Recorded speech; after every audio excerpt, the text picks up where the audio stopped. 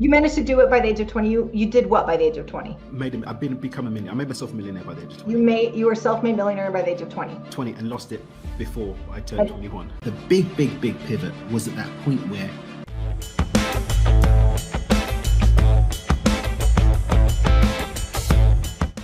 Welcome to PivotMe, Daniel. Thank you for having me. So Daniel, wow. Yeah. Okay. Well, let's get into it. So I'm just gonna ask a question specifically about your bio, which usually is about 2 or 3 questions in, Daniel. We're just gonna jump to it because I feel like we handle it. I feel like we're on our A game today. So usually in PivotMe, we talk about a moment where everything changed. And right in your bio seems to be a moment where everything changed. So Daniel, tell us about a time where you pivoted, where everything did change. Do you know, what's really funny is that over time I've come to see that my life is like a film trilogy, or we'll call it a book trilogy, given the PivotMe audience. There you go. And I've got like part 1, which goes up to about the age of 20, which is the first time that I lost millions of pounds. Yes. Right. As it started, the film started to move into the end credits, and then when I actually lost everything the second time at 24, that's when we definitely was like, okay, this movie's done now. You were on the second time by 24. 24. Wow. I lost 2 body. I don't know if that's a quick learner or fat. I don't know what that is, Daniel, but that's impressive. It got it out of the way quick. Disastrously impressive, actually. So disastrously impressive that as I looked at the aftermath because the first time I was like still young, right? I hadn't faced adversity. Success had come pretty easily. I got into like personal development, mindset, visualization, quote unquote manifesting, although that wasn't really the word that people were using at the time. I was doing the silver method. I had mentors I was like pen paling with. Like I'd find authors and be like, hey, like I'm a 17-year-old. Like I really want to learn from you. Can I be your pen pal and learn from you? And like I was getting mentors at that age. So like I got forward and when stuff kind of went wrong, I was like, oh, okay, cool, it's gone wrong. I'm just gonna do it, gonna go for it again. So I wasn't really I wasn't thrown off until the second time. The second time I was like, okay, all right, maybe, because my mum was like, why don't you just finish a college degree? Just safe, easy path, come on. Like do the thing. So I got into Keble College, Oxford, which is quite a fancy university. I lost my place there in something called the grade scandal that happened in 2002. Wow. So what happened is that I went off on this rebel path where I said, well, I'm going to like be against the system. They're not going to hold me back. I'm just going to go and do it. So my parents are African immigrants to the UK. Education is a very big thing. So when I was like, no, they're like, no, you're going to university. So I ended up going to a university I didn't want to go to. It was the only red brick uni I could get into after 2 weeks, after all the other places had gone, something called clearing that they do in the UK. And I managed to get into this uni to study international financial economics. I didn't go to lectures. I didn't do my homework. I was like this rebel mode thing. Still rebelling. I'm going to rebel. And I was like, I went deeper into the reading. I was like, I'm just going to go and be a millionaire instead. I became very focused on that. Anyway, managed to do it by the age of 20 and then lost everything within a year, which was funny. But I was like... You managed to do it by the age of 20. You did what by the age of 20? Become a millionaire. I made myself a millionaire by the age of 20. You were a self-made millionaire by the age of 20. 20 and lost it before I turned 21. I just want to emphasize self-made. So this is not generational wealth. No, that's no very, very wealth. different thing. My parents were... They weren't economic migrants. They migrated to the UK in the 70s before it was like popular. They weren't like refugees or anything. They were like... They migrated before it was cool. Yeah, before it was cool. They're like, my dad was like, well, I want to get more education. I kind of reached as far as I can in Zimbabwe. Time to go to England. And that's what happened with that. So they're all about hard work, get it done, get a job, blah, blah, blah. So I went off and did. And balls that up, which is another story. So when I get to the second time, I was like, oh God, you know, I took a year out from university in 2002. So 19 years ago, my year out has turned into 19 years. My mum still thinks... in your year out? I'm still in my year out. My mum still thinks so. My mum's still like, so son, where are you going to finish your degree? It's like, mum, like, I'm rich. I live in Cabo. Like, I've got a kid now. But She's still holding out hope. She's cool. So just Photoshop it, Daniel. Photoshop maybe. it, send it to her for Christmas, and call it a Maybe day. I'll get an honorary one. One of my mentors actually got an honorary PhD. I was like, maybe I'll get one of those bad boys. That's the next goal. Yeah. So I get to this thing where I'm like, okay, maybe I did get it wrong. Maybe I've been living in this delusional bubble, because I was doggedly standing by beliefs through the first loss, through the second loss, and the mess of the aftermath. And I was just like, maybe I got it wrong. I should have just gone to church every week, married that girl, been a deacon, been an elder, gone to work in the city as originally planned, been an investment banker and thing. And I became so consumed with the idea that I'd messed up so irreparably that there was nothing to come from this, that I actually wanted to take my own life. And April, the only reason why I didn't, here's the crazy thing, and this is where the second movie starts, the second book starts. The only reason why I didn't is I didn't want to fail at something else. Wow. So book 2 was actually me trying to work out what had gone wrong so I could successfully commit suicide. I hadn't said, I'm going to fix this thing so I can go and create again. I was like, I've done the creation thing. I just kind of want to bow out now. Let me just work out what's wrong with this creation thing. And the next 13 years, I would say 12, 13 years was spent accidentally polluting myself with so much positive inputs as I was trying to work out what was wrong with this model, that I ended up creating what now is commonly known as my Beyond Intention paradigm. My book, Stepping Beyond Intention, breaks down that and a bit of the story of where it came around. But I would say the major pivot definitely happened at that point where I became so committed to fixing my model. I had a different intention, but that was the major pivot. Along the way, I was diagnosed with Asperger's, which really helped me. I become a much better person through the experience. I've learned a lot about myself. I've learned a lot about getting help and being supported. I've learned a lot about being humble and remembering that I'm human. But the big pivot was at that point where I actually overanalyzed myself out of suicide, because I wanted to make sure that I didn't fail at something else. So if we're going for pivots, I'd say that one at book 2 is. That's it. Yeah. That's a fascinating book too. Oh, so many questions, Daniel. Oh my, where do I go? Okay. Oh, so many things. Okay. So what, I just need to know. So was there this defining moment where you're like, oh, suicide's off the table? No. This is the crazy thing. People like a spectrum you just slowly moved away from? That's what it was. Because the thing is that now I understand how my brain works from being on the autistic spectrum. I realize that when I have my outcome, I'm just kind of chop away. But one of the most beautiful things I learned about how we create our reality is the importance of the mental environment against which our reality is being created. And I basically did a complete mental rehab without really knowing that was going on, because I was like, okay, I was reading voraciously. I was like, what had gone wrong? Where was it missing? I was studying autobiographies. I was studying, and I was like, where was the missing piece? Because the model that I had before worked. I'd made not once, but twice. Actually, there was a third time that kind of was there, but it didn't really work out the same way. Like it all kind of fell apart. But so I knew that there was something there to it, but it was unsustainable. And the things that came up out of that were the importance of self-autonomy, agency, right? Not blaming. The power of now, that now is the only time I can make choices. The power of expectation and how my environment and my inputs impact that. And now I'm able to do that consciously. Now I'm able to show people how to do that consciously.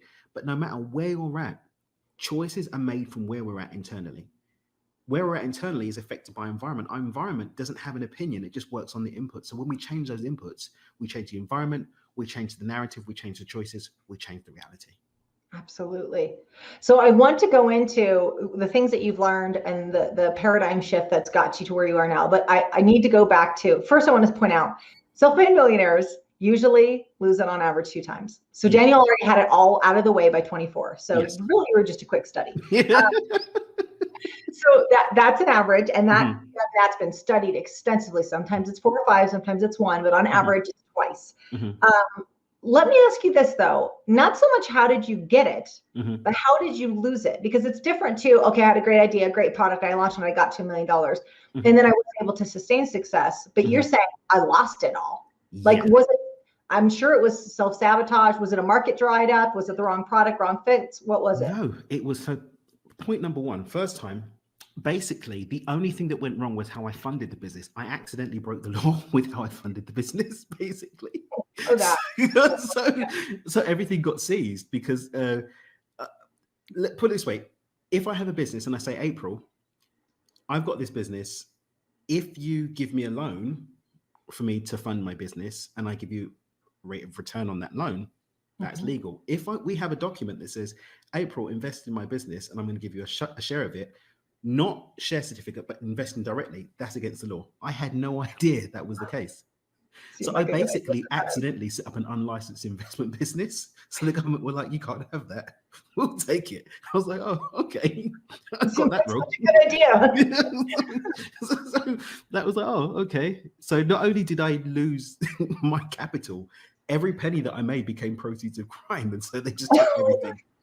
Completely cleared me out. Like, you need to write your bio, like my life in crime, and then it's like I was an accidental criminal. It was hilarious because, you know, I fought that for years. I fought it for years, and they were like, no, you can't have it. This is the law. And I understand, look, the law is there to protect people, so I get it. You know, I do get it. And you know, for a long time, part and parcel of that thing of just owning responsibility was at the time I was like 19 years old. Like, what? Like, I should have just been like getting drunk and dating girls and stuff like that. But I was like, no, I'm going for world domination. Start up an informal investment capital.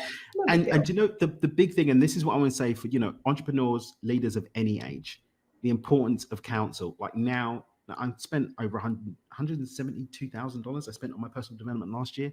That's coaching, mentoring, you know, got like making sure that I've always got the right team around me. You know, my mentors I've got now keep me like operating at the best level, but also keep me making sure things are done properly. Because simply having like even just like a bog standard business guidance that you can get from like a local government thing would have been like, dude, like, you can't do this. You can't do this. But I was like this 19-year-old, I'm gonna beat the system. And do you know the funniest thing, April? My dad's job was a business advisor. Right. So this is one of the mechanic's car never runs, right? Yeah. So my dad, like he really took it quite hard, like when I'd lost everything, because he's like, oh son, why did well, we weren't talking at the time. So we weren't speaking for 18 months. I mean, something really ridiculous. And I remember the conversation when we stopped speaking. I was like, well, if I've been speaking to my dad, maybe like I would have set things up properly. But anyway, that was that one. But I just want to stress, it doesn't matter how much you think you know, how great your idea is. Every single one of my mentors always said, having right legal counsel, a banker that can work with you, give you liquidity when you need it, and give you support when you need it, and you know, a right accountant that's going to help you know where the money's at. Those are immaterial. I would also add to that someone that's going to keep your mental health in good shape. Someone's going to keep your emotional health in good shape, or at least practices that do that. That team behind you will always set you up for success, no matter what. You can have a half-baked idea, but if you've got the right lawyers, the right accountants, the right money behind you, the right ability to visualize and connect with that, then you're going to be okay, I think. We talk about it on the PivotMe podcast. We talk about your personal board of directors. Oh yeah, exactly. And you don't have to have a large organization to have a personal board of directors. And if you don't pick them, they're already in there. And sometimes they'll end up being like some high school teacher and people that should not be on our board of directors. But we talk about that too. We're like, we need to vote that guy off. Like your old boss needs to get out. All the Kardashians. Yeah, exactly. Don't put the Kardashians on your board of directors. Things go wrong when you make those choices. But we talk about building the right personal board of directors and how critical it is. And plus, we're huge advocates of coaching. I'm a high performance coach, and I will always have coaches. I always have business advisors. I'm a business advisor.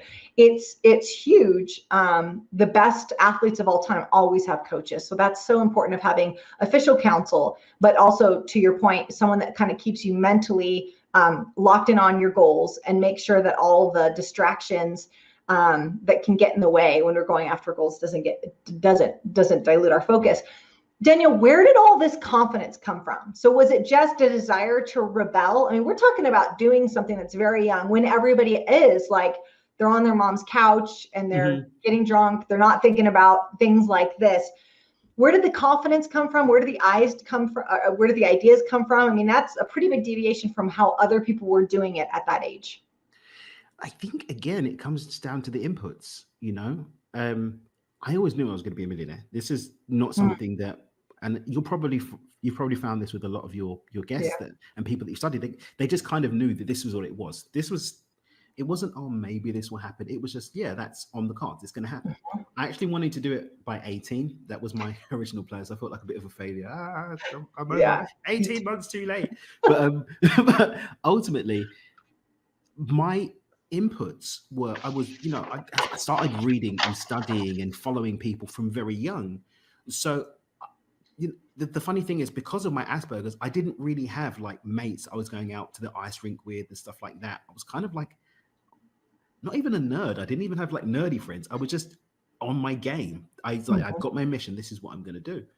And so for me, it wasn't even confidence. It's just, this is what it was going to be. It was just who I am. This is what I'm going to achieve. And so as opportunities arose against the backdrop of that, looking at entrepreneurs and studying people like, there's some questions around his morality, but Bill Gates, who did it quite young, is like, yeah, I'm just going to go for it. Those were the people that I looked to, was like, well, if they can do it, I can do it too. And I hadn't faced any adversity. I hadn't seen enough life to know that things can go wrong. It's I had this naivety backed by certainty that this is what I'm here to do. I'm just going to make it. I would say that's what it was. It reminds me of the whole, I don't know, actually, no, I haven't fact checked this, but they love to say in the personal development world about the bumblebee, how if you look at the wings in relation to the weight of the bumblebee, that it shouldn't be able to fly, but nobody ever told the bumblebee that. I always think about that when someone really succeeds against all odds. I'm like, oh, they're kind of like a bumblebee. Nobody sat them down and went, look, those wings can't hold that body up. Nobody told you that. So Daniel just went flying away, breaking laws, changing lives. Just doing that. So what did you do differently? So you talked about the Beyond Intention paradigm. You've written books. You've got a podcast. Tell me about how Daniel lives his life differently, or what you created to make sure that this success is sustained now. Now it's for something bigger than me. And as cheesy as that sounds, right? Get ready for the mac and cheese right now. As cheesy as that sounds, I've come to understand that financial success, material success, isn't a cause, it's an effect. And it's an effect that follows a life that's overflowing and full. Right? So, even me coming to live in Cabo, I came here for 3 days. 3 days turned into 10. I moved into a hotel. This is where I am now. Cool. Now I have a house and got married and I've got a kid, right? And it was because when I was here, everything was just in a space of flow. I was happy all the time. Things were just grooving and shaking. How I was internally started to reflect in how I was externally. So focusing on where I'm at internally, being deliberate in the direction of where that is, whilst at the same time taking actions on the opportunities that arise from that space, is how I live my life now. So I'm not chasing a dollar, right? I'm like, okay, I have this opportunity to create value with this industry, or someone's come to me and said, hey, here's an opportunity here. Does it align with where I'm at in here? Yes. Then it's a natural overflow and I follow it. And that's what I do now. Yeah, that's so important. In the podcast at the beginning of the intro, I talk about my former career. So I came from the telecom industry and the financial industry.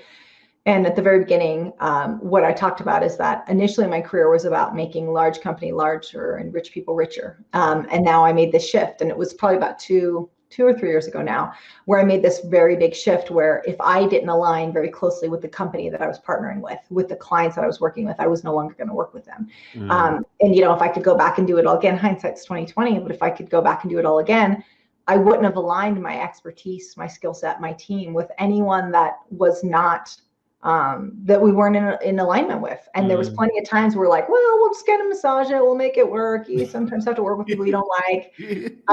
In fact, I told the story that I had this skill set. So I did a lot of negotiation. And so they'd always go, send April in. She's really good with difficult people. And I could win over the most horrible. This is a terrible skill set, Daniel. And I thought this was a great skill set. I was like, oh man, I'm so good with difficult people. If you say that to yourself, just so you know, this is not a good skill set. So instead it should be like, I work with people I love. Instead it's like, I'm really good at the bad people. Yeah, so don't spend too much of your career doing that. Don't make the mistake I did. Yeah. No bueno. But like I found, even when challenges have come up now around that kind of thing, going for something that's not necessarily for me, if I just ask ourselves, why do we do that? We do that from fear that what we have isn't enough, fear that there isn't enough stuff out there for me with flow, that I have to do this hustling and grinding and pushing, right? Sure. I had this recently. I didn't really want to be a coach, April, just so you know. I didn't want to be a coach. I didn't either. No intention. I'm curious if it's the same reason, but I was like, no, and I'm not going to put my bio. And I was like, oh, I do coach people a lot. I'm curious why your reasoning is. So it's like when we went into sort of book 3 of the trilogy, which started, it was on a walking meditation, 13th of February. I was in the mountains in Santa Fe, New Mexico, which was very cold, 6 o'clock in the morning. And I had this profound vision that came to me in the middle of this walking meditation that showed me what my life would be like if I dropped the 7-figure business that I just built up and just took the time out to share the journey and allow this to be something that other people sort of take on. This is a great beginning for your movie, just so you know. You're setting a great scene. All right. It's good. I see it in my mind. It's beautiful. And I'd had that call. I've been getting that call for about a year, but I was like, yeah, but I kind of like having lots of watches, and I had a beautiful home. I fly first class. If I want to go somewhere, I do it. This was good for me. I didn't want to be a poor teacher. Sure. But when I walked away from that experience, I was like, do you know what? That's going to be more. And so part and parcel of the kind of the end of the book before was that I'd had the call. I said, all right, cool. I'm going to make some extra money and put it aside and have my little cushion, because I was going to do the podcast. I was going to do some speaking. I was going to finally finish Stepping Beyond Intention, which took me like 12 years to write before I finally put it on the shelves. And that's what I was going to do. And then I ended up sort of going on the journey that brought me here, and everything was lovely. And then people started paying me to talk to them and coach them. That kind of grew. And I've got a signature program that we've had that's made people millionaires and stuff, using what I learned from my journey. And then like I'd say about 6 weeks ago, coming up to the beginning of this year, it just started to stop being fun. It's not felt like work to me. I get up, I love, the people I work with. We do like multiple group calls a week, and I charge a lot less than I need to charge, because I've got other interests in me and I don't really need to rely on it for money. But I realized actually this community of like 100 or so people had actually been taking all my energy, and I wasn't actually doing what I was called to do. And so I realized that thing of it not feeling like fun anymore is because I'd started to fall out of alignment, because I'd actually started to realize the distractive element of what I was doing. Wow. And so I actually closed down a program that, people are willingly paying 22 grand a year for. I was like, I'm not doing it anymore. No more people. Closed it. And then I realized that I was actually being called to come back to what I want to do, which is going out there, getting on podcasts, doing speaking engagements. I'm going to be investing heavily in doing some virtual stuff this year and getting stuff in people's hands. And we're doing ads now, not to sell stuff, but just to put the content in front of people so that they can have real change. But the coaching thing just ended up actually becoming a little bit of a distraction. And it was because I kind of lost sight of the fact that the abundance that's going to fill me up and keep me living the life that I love can come from anywhere. And I actually had the freedom to let go of something that was paying very well, knowing that everything's going to be okay, regardless if that's whether that's on the table or not. But sometimes we end up holding on to those things, right? Dealing with the difficult people, dealing with the difficult clients, thinking this is what we have to do. But true abundance is being able to let go of that, knowing that the goodness is going to come from somewhere else. And I can't get my new blessing if I'm holding on for dear life to something that's not for me anymore.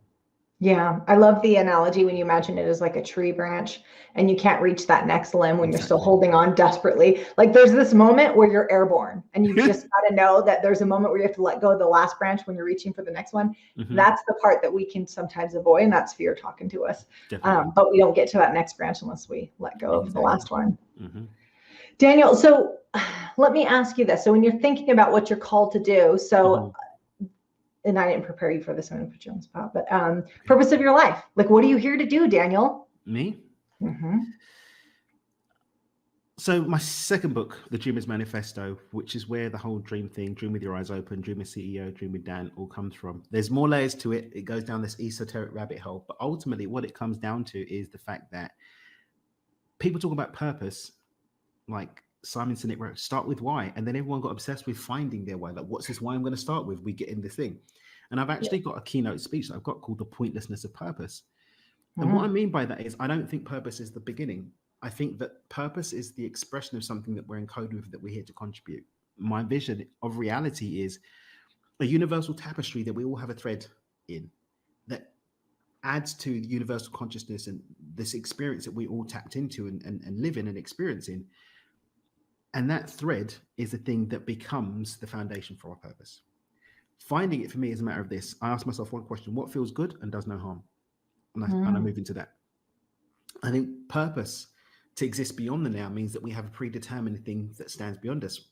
But as we learn new things, as we expand, as we grow, who we are, and then the possibilities and opportunities available to us change too.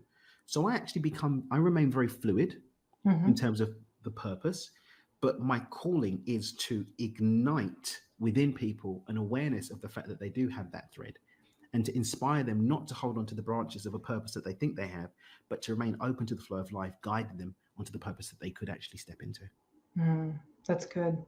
And so many people live their whole lives without actually doing the work or spending the time just getting quiet enough to listen to what that might be, because we're just kind of responding to triggers, right? I mean, there's so many triggers, from distractions in our phone to expectations to career, business, all of that stuff. And many of us just end up getting on autopilot, and we don't stop the car and go, wait a second, am I driving to the place I even want to drive to? Does this even make sense? And it sounds like you're giving people pause and some clarity. It's good, Daniel. It's good.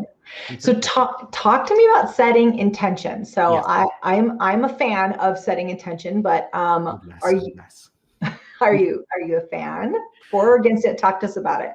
Okay, so for me, an intention is disrupting the unconscious pattern. Okay. Right. We're always creating, consciously or unconsciously. You know, one of the irks that some of the people in the manifestation community have with me is the fact that I'm like, what are you surrendering to? I'm surrendered to the flow of life. Poppycock. There is no surrendering to the flow of life. We are all, the universe is not a tyrant. God is not a tyrant. The divine is not a tyrant. We have free will. Free will is the exercising of choice. And that is always happening consciously or unconsciously. The reason why I keep coming to that consciously or unconsciously, because if we're not consciously choosing, we're operating on whatever unconscious pattern that we have. As much as 70% of that unconscious pattern isn't even from us. It's from our environment between the ages of 2 and 7. So whatever you are around between the ages of 2 and 7 is actually doing 70% of the heavy lifting as to what you are creating and surrendering to, right? So when I talk about intention, I'm saying I'm going to consciously step into the driver's seat, and regardless of what pattern's operating underneath, I'm going to choose what I'm moving towards. So for me, intention is a disruption. Okay. And when I speak about beyond intention and the beyond intention model, what I'm really speaking to is getting to a point where the internal environment is aligned with us at a soul, at a heart level, to a degree that we don't need to keep disrupting because we're moving in the right direction anyway. I don't have to turn right off the street. This is the right street. I'm on the right street. I don't need to set the intention of turning direction. It's just holding space for myself to keep on that journey. There was a quote that you just remind me of one, which is, until we turn the unconscious conscious, it will direct our life and we will call it fate. It's good, huh? I was just thinking, I'm like, that's perfect. That's exactly it. And people don't know it. They're like, oh, well, it's just destiny. It was just fate. I'm like, it was just you responding and you just didn't realize it. Well, what's the point? And I'm a philosopher at heart, I suppose. But what's the point of this whole thing if we're just here as,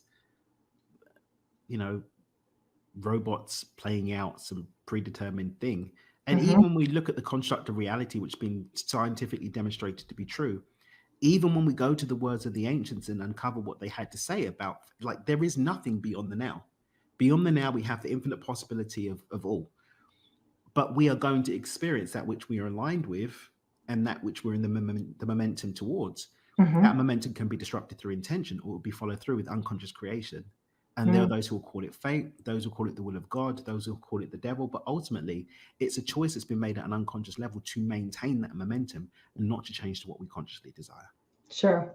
So how does one turn it into a conscious decision? Well, this is the intention setting process. Yeah. I mean, perfect timing. There's a free resource on my website that I've got like a little infogram that's got like the 5 steps and 5 steps of intention settings that we'll people put it can in the grab. show notes for sure. And again, I just want to make note, this isn't like grab this, give the email address, and immediately I'm going to sell you my $20,000 program. Like, no, like it's literally just grab the free resource. You'll get my newsletter, but the newsletter is literally giving you really cool stuff. And if you don't like that, you can unsubscribe. It's not going to be like, here, buy some things. Not that there's anything wrong with that. I'm just saying, sure, this is what we're doing, right? But ultimately, the overall steps of this, where am I now? Like, honestly, where am I now? There are too many times that we're setting intentions about a thing and then projecting ourselves into another place. No, there's a story I tell in my book that actually happened to me that I don't like. I was going to tell an analogy and pretend like someone's called Bob, but it wasn't. It was me that did this. So I was meant to go to Toronto to be on a TV show. So I was in New York. My wife is Russian American, but she was in New York. So I was back and forth for a little bit earlier in the relationship. I was in New York. I was like, all right, I get to the airport. I go to the desk. My assistant that does my travel booking, she's German, very efficient. So yeah. I never have to worry about anything. Weird. Julia sends me like a couple of options. I pick the one. She books the ticket. She puts it on the card. I just go to the airport. So I'm at the airport. I'm at the desk, give them my passport. Can't find you on the plane. They're like searching what's going wrong. I was like, oh, what's that? So basically, what had happened was Julia picked the right ticket, which had actually left from LaGuardia an hour and a half before. I was in JFK, looking at the wrong airline desk for the wrong plane, going to the right airport at the wrong time. So I ended up missing the TV interview. There was no way to get there that day. It was 2:00 in the morning. So Julia, she was asleep. She didn't know what's going on. But basically, this is what happens when we're not honest with where we are. I could sit there and have a vision board on my phone, a mind movie that's got this beautiful thing of me taking off from JFK, but the plane left from LaGuardia. And unless I own where I am, then how can I make the right effective choices? How can I plot the right route? How can I get the right support to get to where I want to be? So regardless of what the intention is, unless that is set from an honest look of where you are, the likelihood that you're going to get to your destination is just low. Right? So honest, brutally honest. I'm a butthole, right? I am the difficult person in the room. I don't have the capital right now to make this happen. I don't have the skills and resources. Cool. We're not beating ourselves up for it. We're just taking honest stock so that we can actually start to repair that. Where do I want to go next? Yeah. So what I heard is radical candor and extreme ownership. 100%. Combination of those.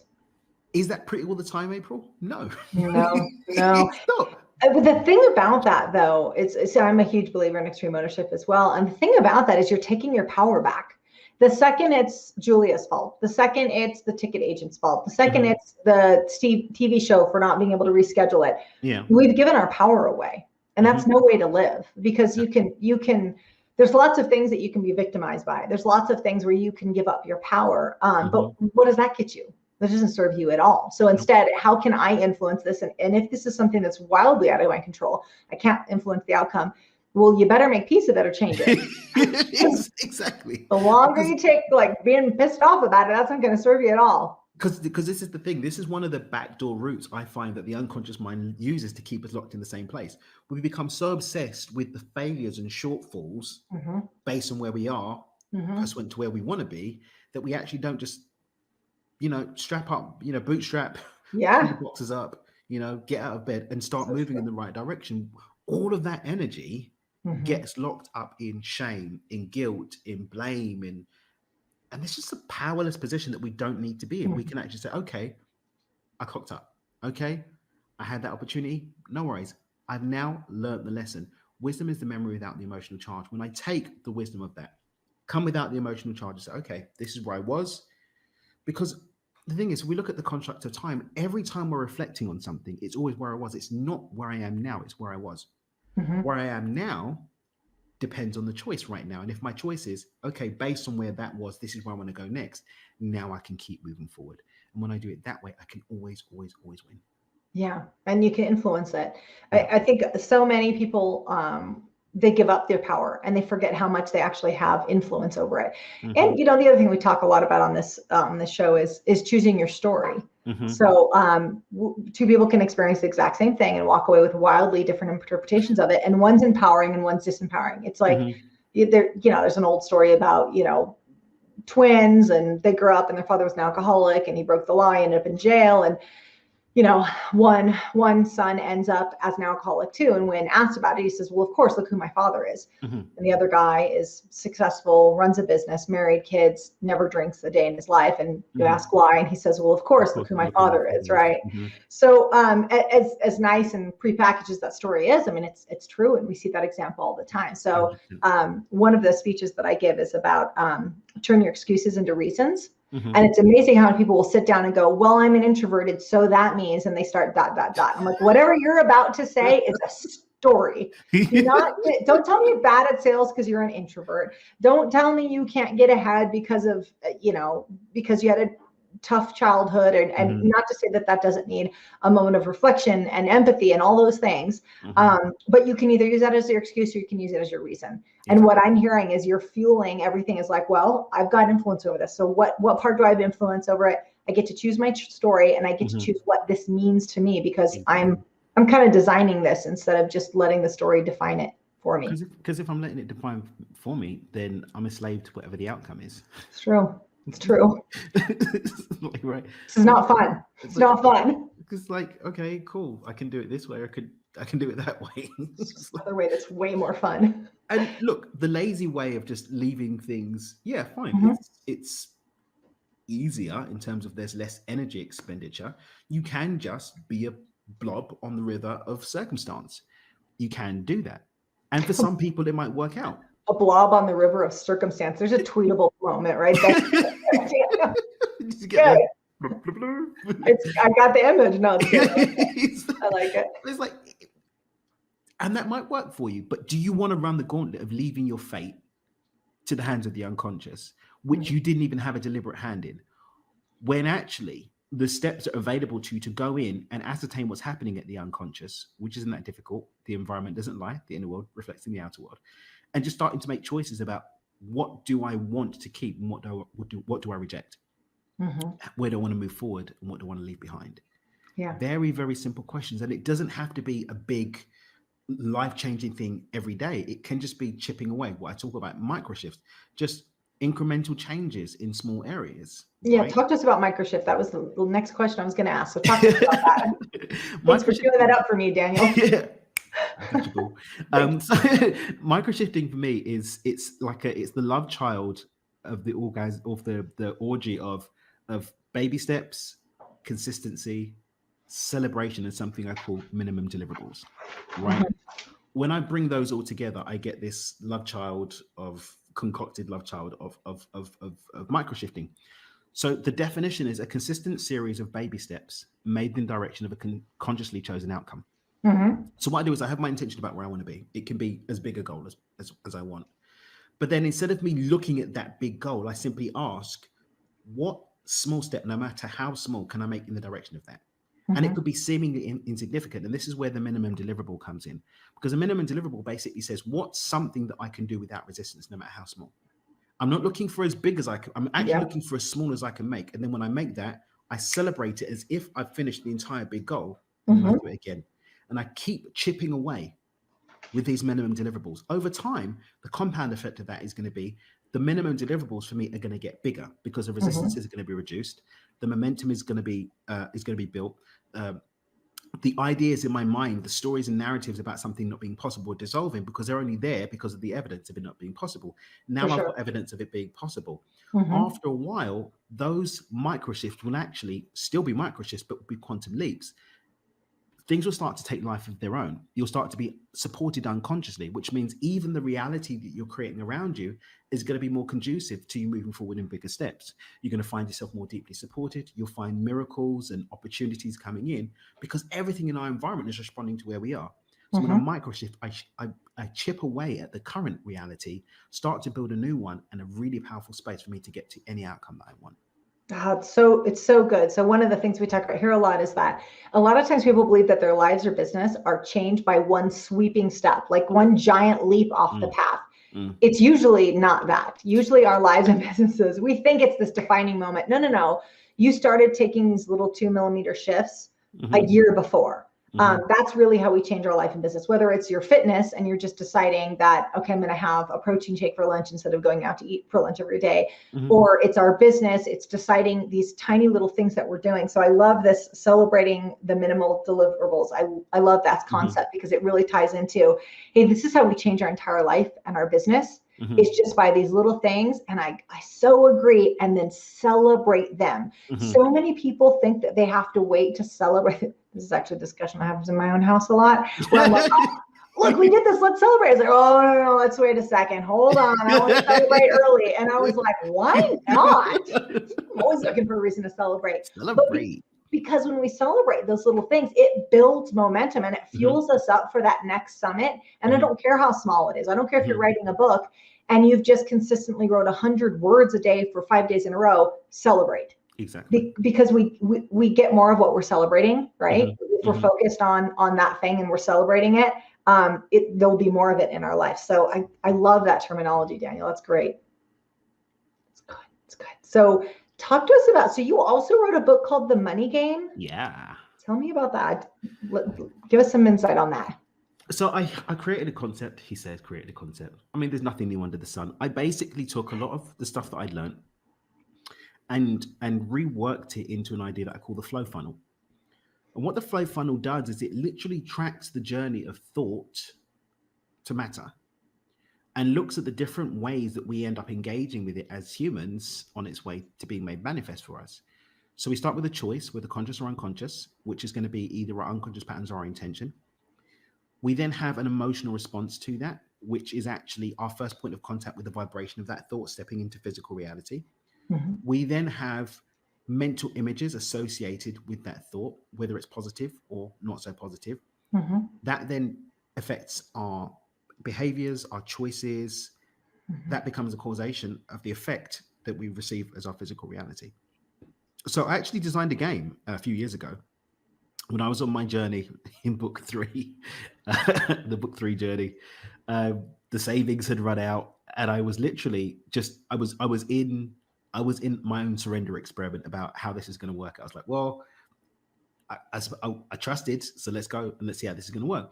But I was playing with this idea of, bringing this intentionality, just saying, what if I just said I've got this amount of money and see what happens? Can there be a predictability with manifestation? So I created the money game. We've now have the record is 75,000 Australian dollars in 2 days playing the money game. Wow. We do a challenge around it, and the book kind of breaks down the whole system. But what it's doing is looking at simply deliberately choosing what goes into the top of the flow funnel and allowing that to be money that shows up at the bottom without us doing anything.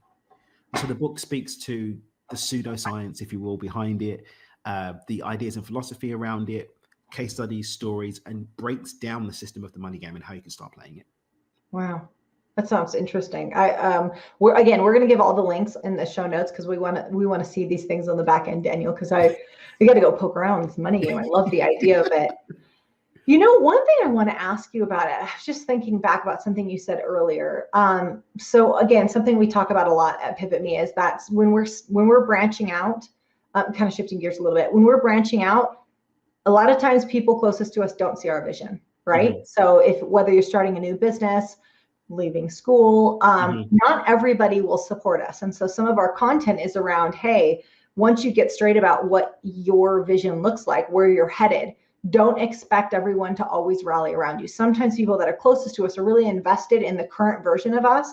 And a lot of times that's fear, right? They're afraid that maybe there's not space for the old them in the new version of you. But I'm thinking back about something you said about your parents valuing higher education, your father wanting to come to the UK because he valued education, so hey, I want to get that next level. Mm-hmm. When you were branching out and saying, no, I'm going to be an entrepreneur instead of finishing college, how was that received? I mean, that you kind of had to go against the grain to do that. I know you had the rebellious streak. I mean, what did that look like? My mum still thinks to this day that I'm going to finish my degree. Like in my mum's mind, that's still happening, right? Yeah.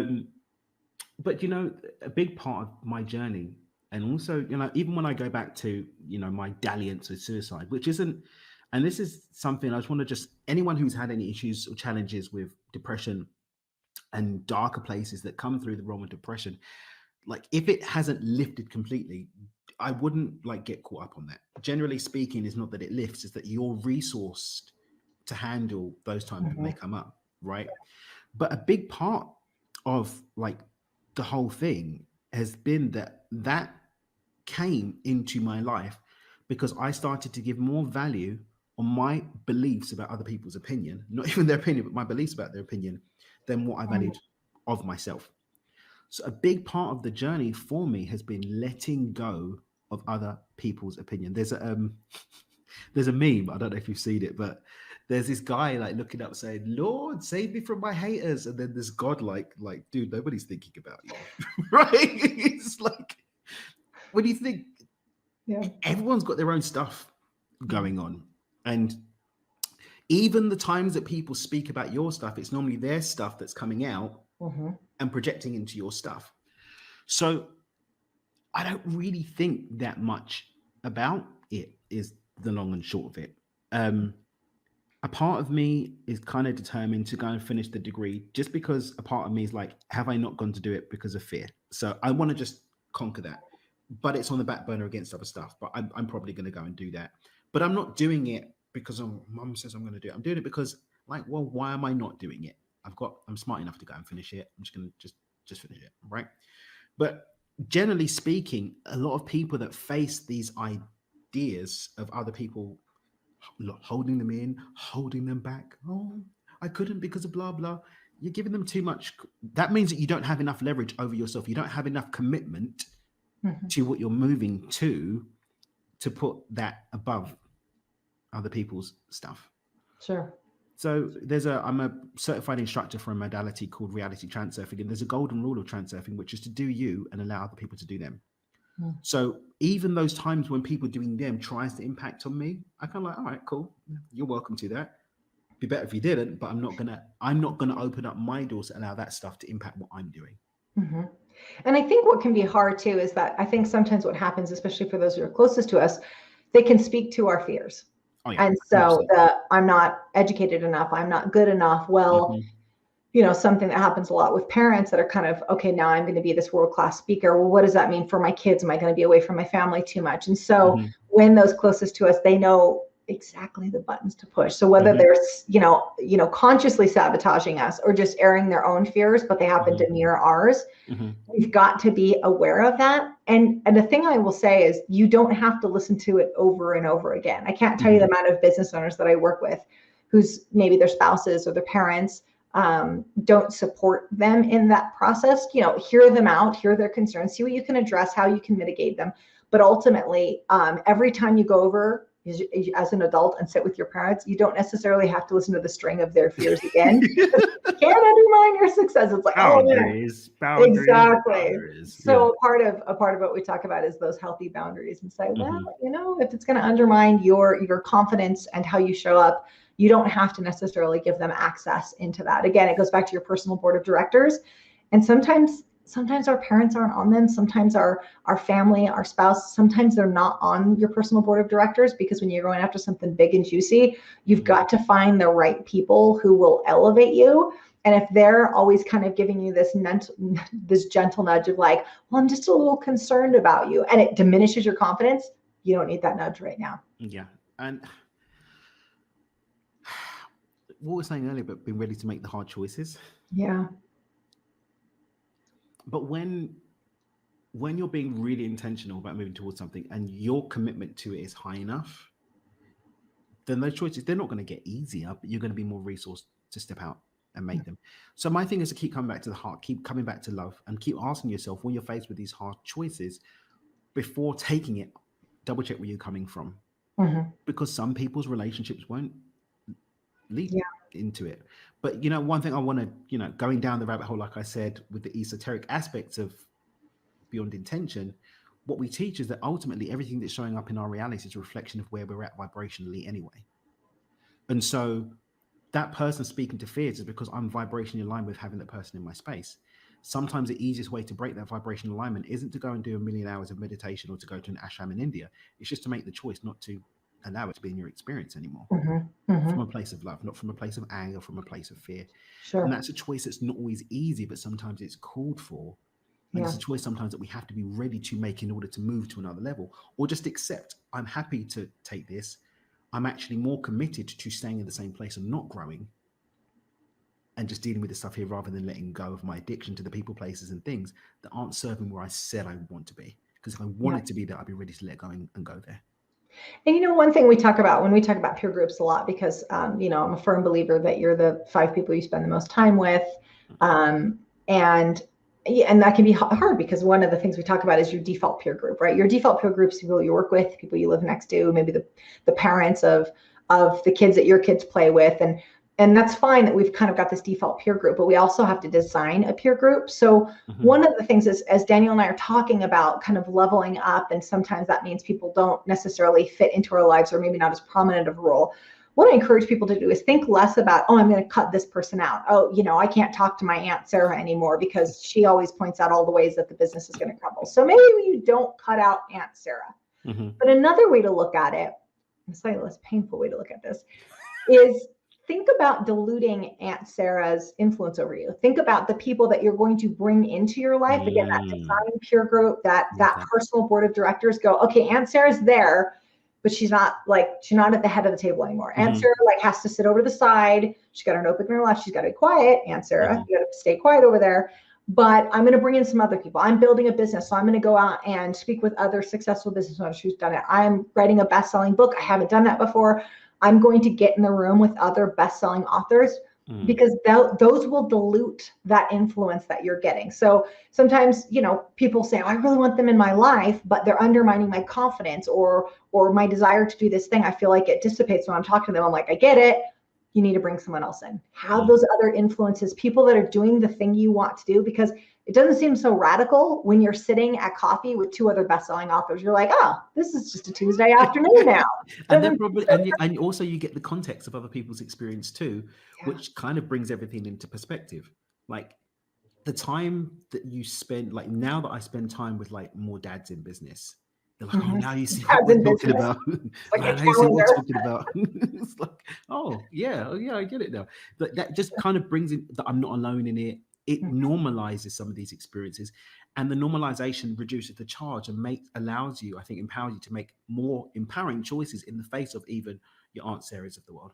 And share those experiences. So when you're with them, we'll just use the example of the best-selling author. So if you're sitting there and you're going, okay, I'm really struggling getting in my word count, and maybe my spouse isn't supportive, and they're saying, well, why do you have to get up at 4 a.m. when your alarm goes off? It wakes me up too. These are conversations I have with my clients all the time. Like they're getting up and they're hustling at 4 a.m. and their spouse is pissed off because they're waking them up. And I was like, whoa, wait a second. Like that's okay.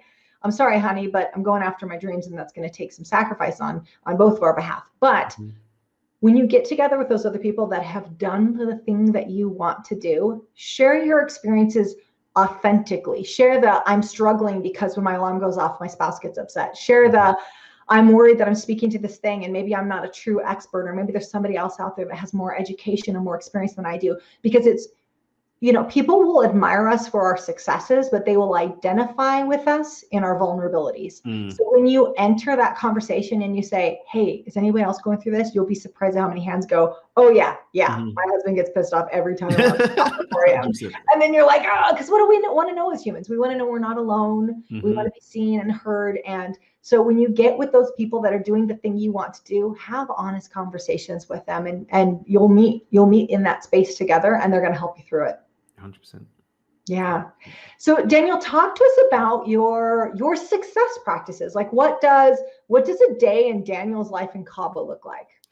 It's a bit different at the moment because I have a 2-year-old that's actually the king of the castle right Okay, yeah. now. So it's I've got two alternate months yeah. old. But ordinarily, funny, I used to get up at 3:30 in the morning for years. I got up at 3:30 for years, and then I realized actually I was just getting up at 3:30 so I could tell people to go up at 3:30.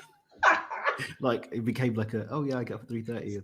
The time that I knew that I had to stop getting up at 3:30 when someone was like, I think I was on something with a friend. I think I was on a radio show. It's like, oh yeah, Dan does this, and I know that he does it because like we were there and he was getting up at 3:30, and even though we got back at this time, I was like, oh wow, this is actually losing its real function.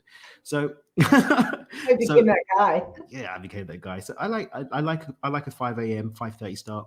Mm-hmm. Essentially, what I want, and regardless of what the time is you need enough space to have a running start before your day begins to take care of you. That's what you're looking for. At the moment, I've got a very condensed version because like we've got a schedule and whatever, but I've got a condensed version. But ordinarily, what I want to do is get clear on what I'm creating for my life as a whole, get clear on how I'm going to add to that for the day, get clear on managing my spirit, whether that's emotionally through a meditation or some breath work or whatever. I do something about my spirit. I do something about my mind, some kind of visualization practice, and I get some movement in.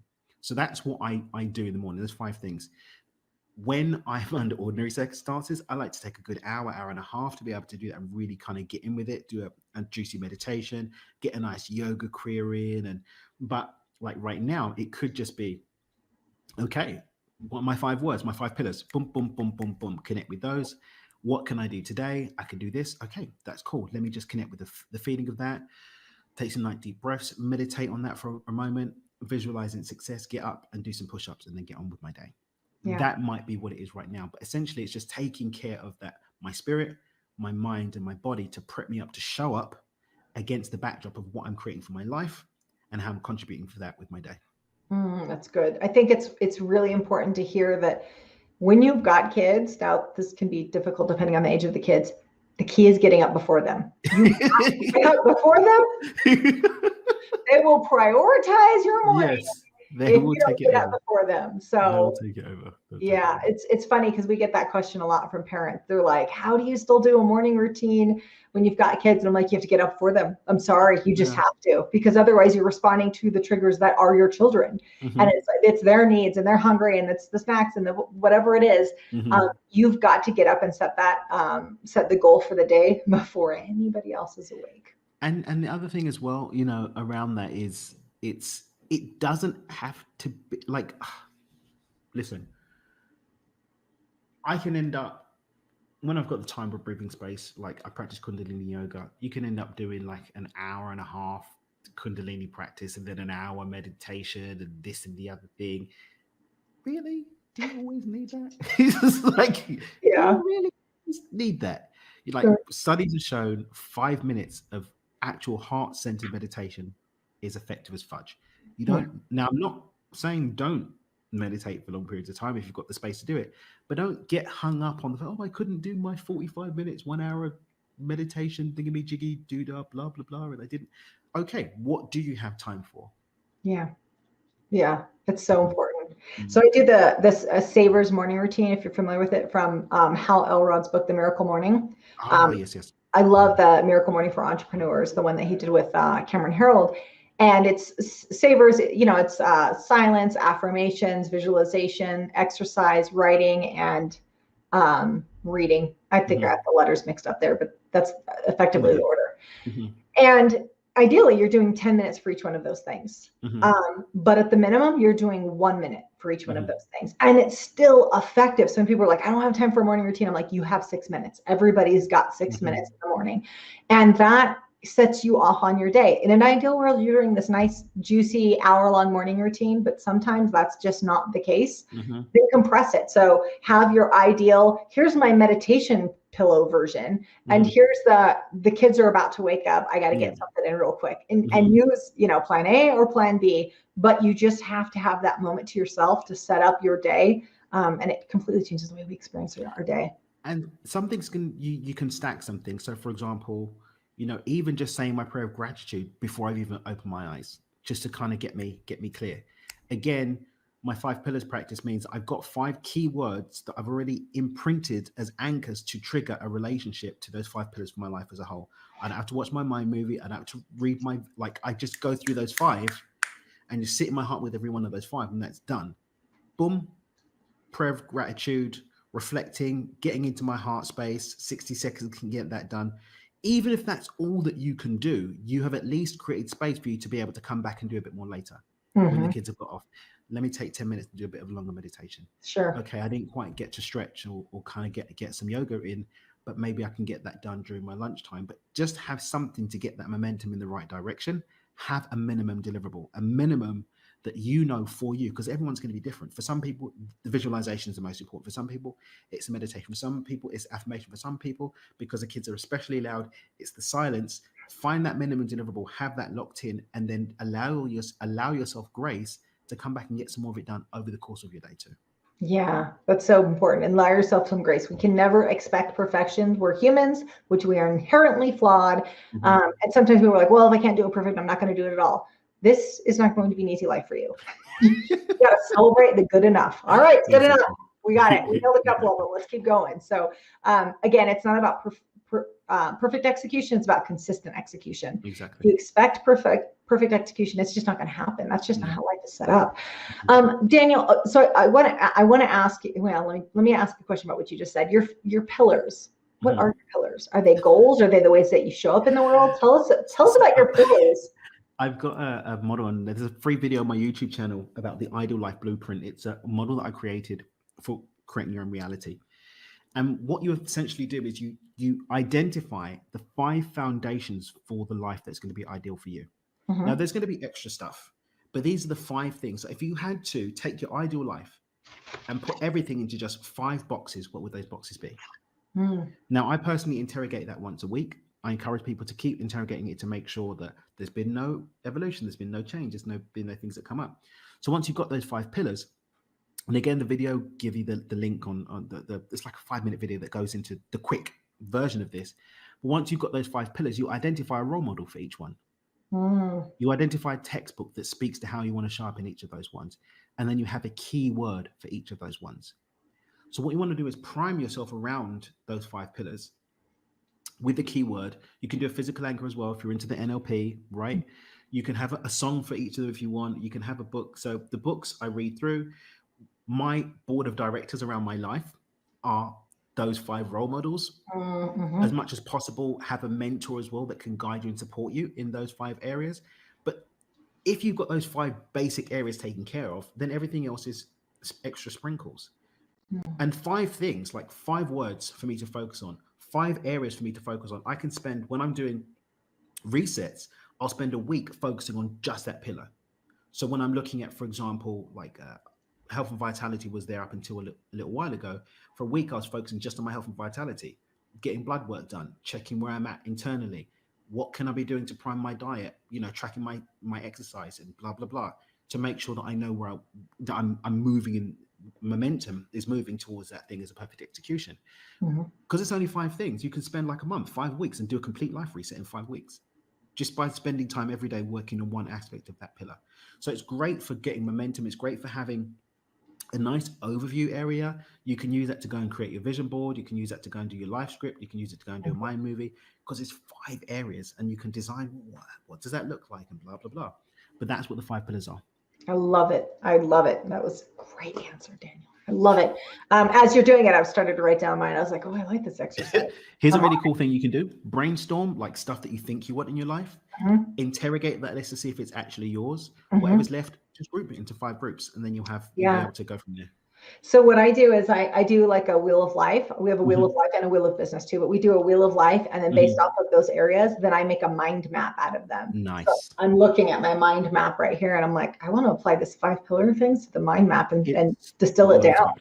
Loads of applications, because it's just something you can remember. I don't need to, oh my God, I've got my whole vision and my life script. It's got 5 words. Boom, boom, boom, boom, boom. Yeah, no, it's beautiful. It's great. I love it. Daniel, here's a big question. All right. If you could, I'm getting you ready for it. Okay, you ready for it? It's coming. Here it comes. If you could tell the world one thing, what would that be? If I could tell the world one thing. Now it could be a sentence, obviously. It's not one word. Okay. If you're not creating it, your unconscious mind is. Nailed it. It's good. Yeah, that was definitely good. Yeah. If you aren't creating it, the unconscious mind is. Man, that's good. You should write another book, Daniel. That's really good stuff, man. I've actually just picked the title for my next book. Did you? You picked the title before you wrote it? I picked the title because I had the outline of it, and I was like, I need a better title than the one I had, and now I've got it. So, well, yeah. So we'll see this year. You heard it first here on PivotMe, guys. Do you hear it? He didn't say it, but we know Daniel's. We don't know what it is. We just know it's going to be good. I'll get you a copy. Don't worry. I'll get you a copy. Good. Yeah. Okay. So we've got one more question, but before I ask that last question, where can people find you? So we're going to put the show notes, but tell us where. Dreamwithdan.com is the best place to find everything. Dreamwithdan.com. Yeah. Okay. Perfect. That's how we can find your books. Everything's there. All of that stuff. Okay. All the stuff's there. The best central resource. Yeah. Okay. I'm actually in the middle of doing some rejigging to make it even easier to navigate and putting some extra resources on there now. But dreamwithdan.com is where we want to be. Perfect. Okay. So for my last question, what is next for Daniel? So we know that there's a book in the wings. What's next for you? Found out last week I'm going to be in a documentary. So that's pretty cool. Make sure you leave the right airport. Say. Trust me. I told you that was a hard story now. That trauma is definitely in my space. So that I was due on a TEDx stage September, but who knows in the COVID world what's going to happen with that. So, right. But yeah, so the documentary is big up this year. TEDx later this year. Next book later this year. But right now, this year, I'm really focusing on virtual events. So I'm only doing a lot of virtual stuff. We want to kind of get a good, high quality virtual event out every month with some cool peeps. So that's where we're at for this year for sure. Oh, that's so nice. That's one thing that's really come out of this COVID season, we'll call it, is that the virtual events, the quality has gone up. I mean, there's some really great virtual events in general, but now everybody's just stepped up their game on virtual events. And you can bring such an amazing experience globally to people that may not be able to fly into San Francisco or Chicago or Toronto to see you. Now they get to experience it virtually. So that's been a huge gift that this season has given us. We've all got better audio video now. Yeah, exactly.